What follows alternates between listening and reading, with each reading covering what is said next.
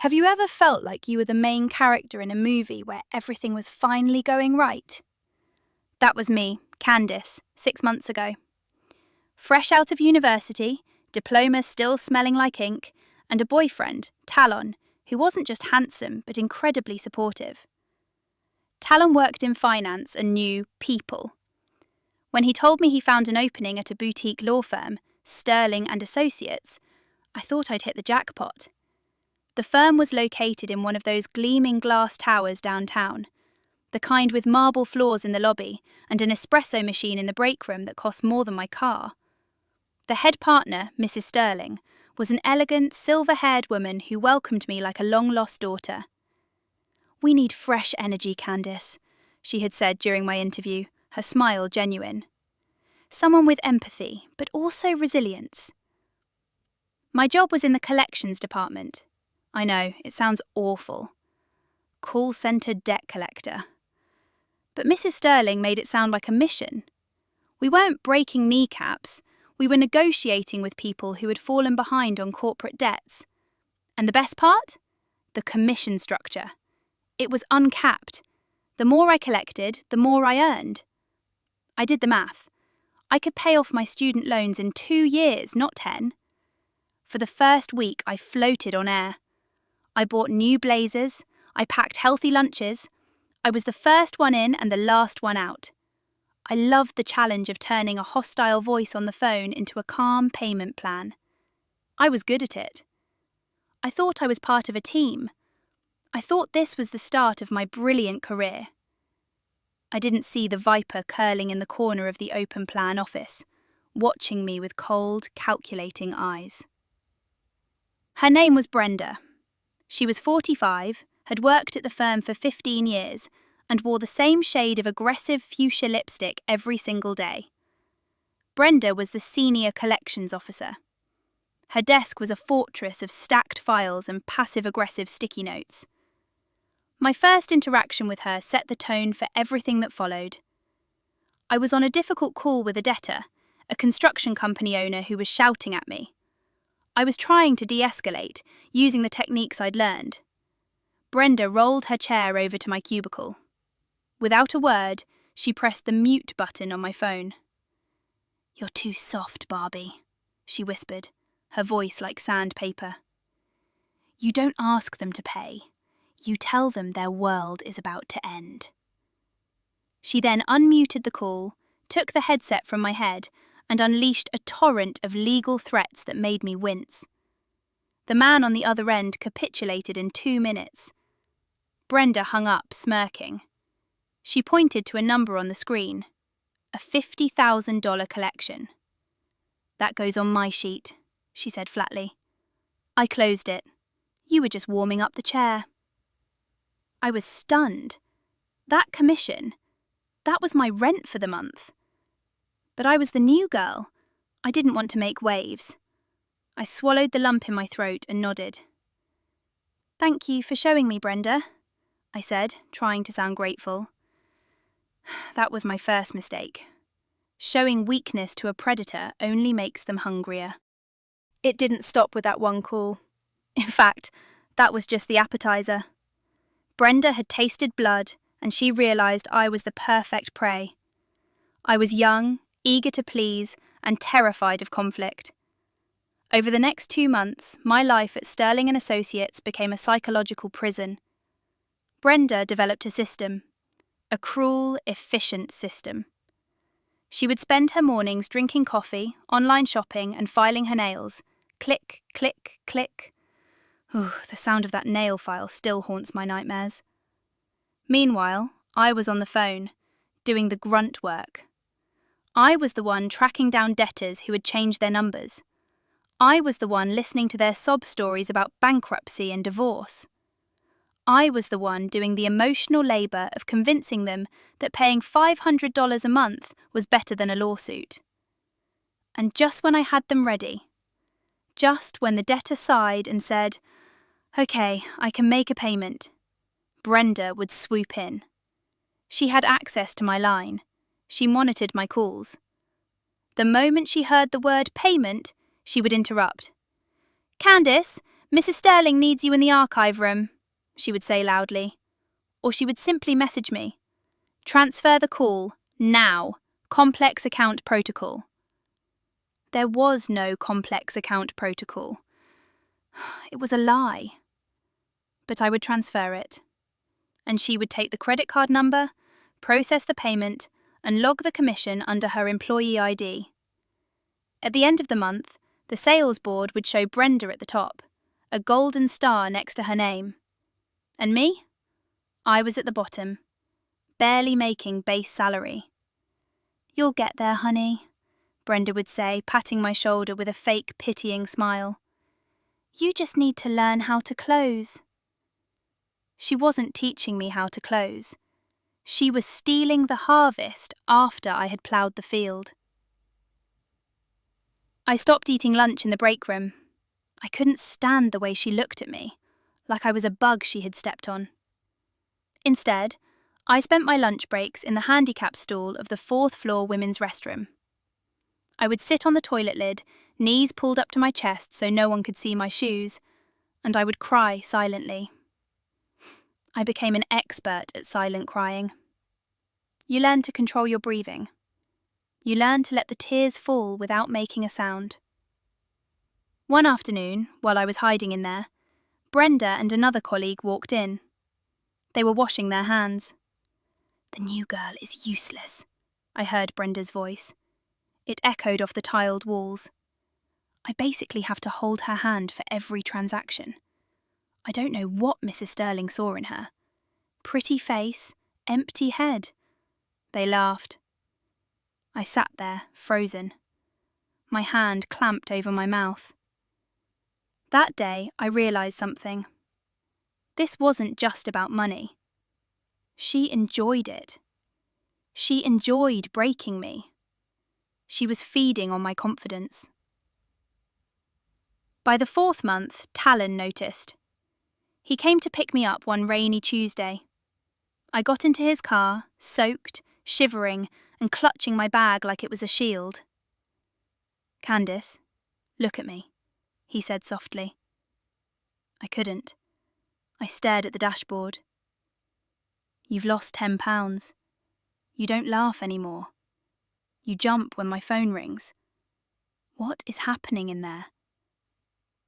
I broke down. I told him everything. Not about the money. I was too ashamed to admit I let her steal from me. But about the feeling. The feeling of being suffocated. "Quit," Talon said firmly. "Right now. Draft the email, send it. We will figure out the money, but you are not going back there to be someone's punching bag." He was right. But as I sat there, typing my resignation letter on my phone, a cold, hard clarity washed over me. If I complained about Brenda, it would be my word against hers. She was the senior officer. She was the top performer, thanks to my work. Mrs. Sterling would see me as a whining millennial who couldn't handle the pressure. Brenda would win. Again. So I deleted the paragraph about the bullying. I wrote a polite, standard resignation letter. "Dear Mrs. Sterling, I have decided to pursue a different career path." I would leave quietly. Or so they thought. Because while I was crying in that bathroom stall, I had been listening. And while Brenda was stealing my commissions, she had gotten lazy. Careless. I didn't tell Talon my plan. I just wiped my tears, hit send, and looked at him. "I'm done," I said. But in my head, I added, "But I'm not finished." My last day at Sterling & Associates was a Friday. I packed my small box of belongings, a picture frame, a mug, and a stress ball that I had squeezed so hard it was permanently deformed. Mrs. Sterling called me into her office for the exit interview.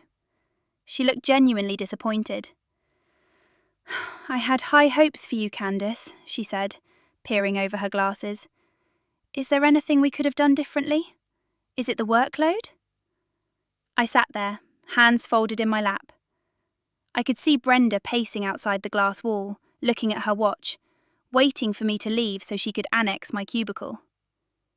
I had a choice in that moment. I could scream. I could tell Mrs. Sterling that her star employee was a thief and a bully. But I remembered Talon's advice. Don't wrestle with a pig. You both get dirty, and the pig likes it. So, I smiled my best good girl smile. No, Mrs. Sterling, I lied smoothly. The firm is wonderful. I just realised that high-pressure collections isn't the right fit for my personality. I'm not aggressive enough. I saw Brenda stop pacing and smirk through the glass. She heard me. She thought she had won. She thought she had broken me so thoroughly that I was apologising for my own departure. Mrs. Sterling signed my release papers. Very well, Brenda will take over your active files starting Monday. Of course, I said. I've left everything exactly as Brenda instructed me. I walked back to my desk. Brenda was already there, leaning against it, arms crossed. Don't worry, sweetie, she said, her voice dripping with fake sympathy. I'll clean up your mess. You just go home and bake cookies or whatever it is you do. I looked at her. Really looked at her. For the first time, I didn't feel fear. I felt pity. Because she didn't know what I knew. She didn't know about the shadow log. You see, in debt collection, specifically legal collections, documentation is God. Every promise, every date, every specific clause you offer a debtor must be logged in the CRM software immediately. If it's not logged, it didn't happen. And if you sue a debtor after promising them a deal that wasn't logged, that's not just a mistake. That's a lawsuit against the firm. That's a violation of the Fair Debt Collection Practices Act. For 3 months, Brenda had drilled one rule into my head. Don't waste time typing notes, Candice. Just get the money. Put the notes in only after the payment clears. Speed is key. It was a terrible rule. Illegal, actually. But she forced me to follow it. So, for my last 2 weeks, I followed her rule to the letter.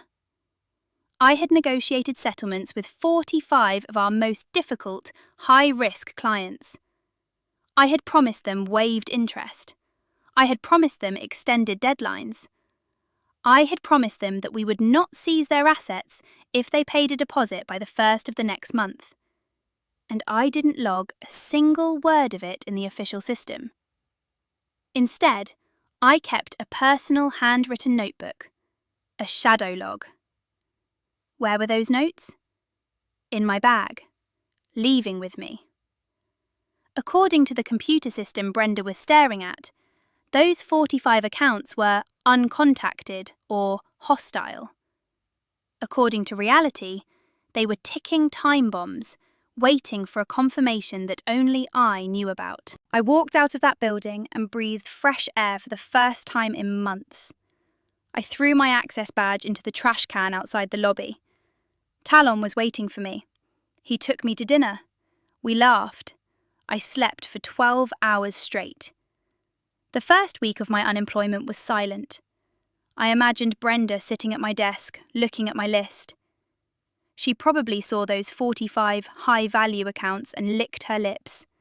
She probably thought, lazy Candice didn't even call these people. Easy pickings for me. She would call them. Oh, I knew she would call them. She would call them with her aggressive, nasty attitude, demanding full payment immediately. She wouldn't know that Mr. Henderson in file number 402 had been promised a 50% discount if he paid by cheque on Tuesday.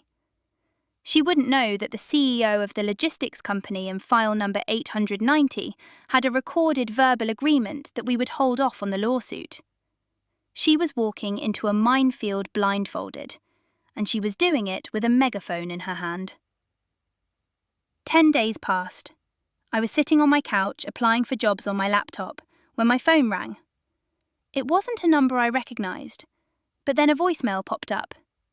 It was Mrs. Sterling. Her voice wasn't elegant anymore. It was shaking. "Candice, this is Victoria Sterling. We have a catastrophic legal situation unfolding here. Several clients are threatening to sue us for breach of verbal contract. They keep mentioning deals you made. Brenda says the files are empty. Please, call me back. Immediately." I looked at Talon. He paused the movie we were watching. "Who is it?" he asked. I took a sip of my tea. "It's the pig," I whispered. "And she's getting dirty." I didn't call Mrs. Sterling back that night, or the next morning. I waited 48 hours. In the corporate world, silence is expensive. Every hour I didn't answer, another angry client was likely calling the firm, threatening to sue. Every hour, Brenda was probably screaming at a computer screen that refused to give her the answers she needed. On Monday morning, at 10 a.m., I finally answered. Mrs. Sterling sounded like she hadn't slept in a week. "Candice, thank God. We are drowning here.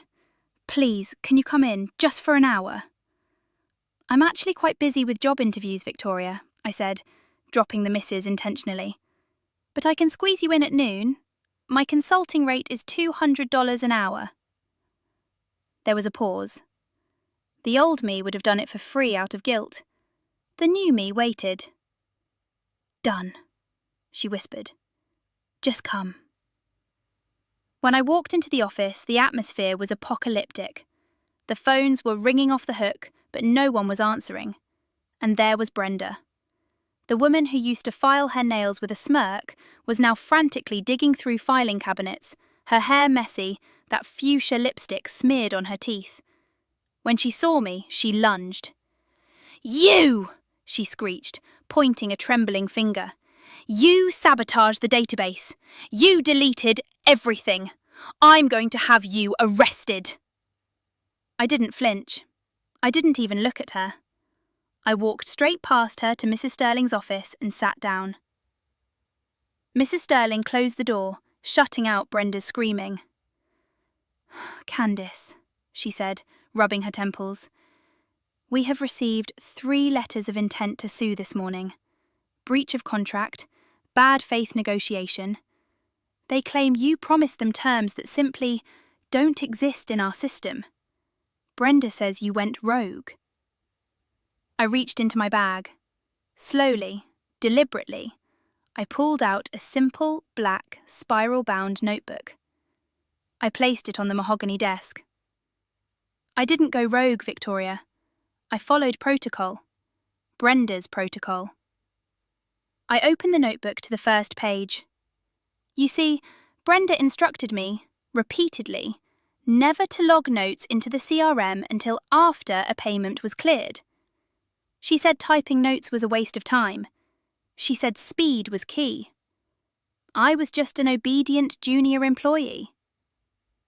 Mrs. Sterling's face went pale. She was a lawyer. She understood instantly. If Brenda had enforced a policy that prevented accurate record-keeping, the negligence was on the firm, not me. But, I tapped the notebook, I am a diligent person, so I kept my own records. In here, you will find the dates, times, and exact terms agreed upon with every single one of those 45 angry clients. I have the recordings on my personal cloud backup as well, time-stamped. Mrs. Sterling reached for the notebook. I pulled it back slightly.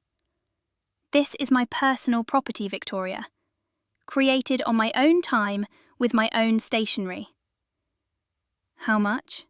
she asked. Her voice was defeated. $10,000, I said. "For the notebook. And for the emotional distress caused by your senior officer's management style." She didn't argue.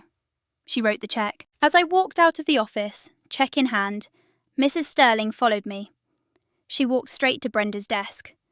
Brenda was still ranting to a junior associate. "When I prove she hacked the system, she'll be in jail." "Brenda." Mrs. Sterling's voice cut through the noise like a whip. Brenda froze. "Pack your things." "What? But Victoria, I told you she—" "You created a liability that nearly cost this firm its license," Mrs. Sterling hissed. "You bullied a star employee out the door, and you enforced illegal protocols to steal commissions. I've seen the logs, Brenda. I've seen whose ID closed the deals Candice opened." The entire office went silent. The silence I had lived in for 6 months was now Brenda's cage. I stopped at the glass door one last time. Brenda looked at me. Her eyes were filled with shock. She was looking for the scared little girl she used to torment. She didn't find her. I gave her a small, polite wave, the kind you give to a stranger. I cashed the check an hour later. I used the money to take Talon on a vacation, and the rest went into a certification course for my new career. Human Resources. Yes, HR. Because I wanted to be the person who stops the Brendas of the world before they can destroy anyone else. Sterling and Associates survived, but barely. I heard Brenda is working at a call centre now, an entry-level position. I hope she likes being on the phone. They say nice girls finish last. I don't think that's true. I think nice girls just wait until the finish line is worth crossing. And sometimes they bring a notebook.